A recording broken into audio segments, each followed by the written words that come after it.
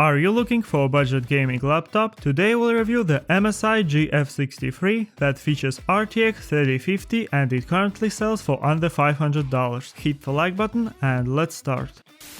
I purchased it from Walmart.com and it is part of the early Black Friday sale. Delivery took only 2 days for me, that's great. It also came really well packed. The laptop packaging is also decent. In the box we have a power cord for the charger, the laptop itself, paperwork and the power brick. It is a 120 watts power adapter with a barrel jack. You connect the power cord and it is ready to go. Next we have a setup guide, warranty and screws with a mount for storage upgrade. Let's now take a closer look at the laptop. I have a good first impression. It looks stylish with a red-black design. The case is made of plastic, but it has an aluminum cover on top with the MSI logo and the keyboard cover is also aluminum. That looks pretty cool. I really like that they added some metal to the case. It is pleasant to touch and it doesn't attract fingerprints as much as plastic does. On the bottom we have X-shaped ventilation as well as rubber legs for stability. I see a lot of gaming curves. We'll see how it handles cooling later. Let's check the ports. On the left side it has power and USB ports, along with a cooling opening. On the back it has more cooling openings with HDMI port. And on the right side we have audio, 2 USB, Type-C and Ethernet ports. The laptop is around 16 inches in diagonal and it's impressively lightweight, just around 4 pounds, which makes it pretty portable. Let's power it up.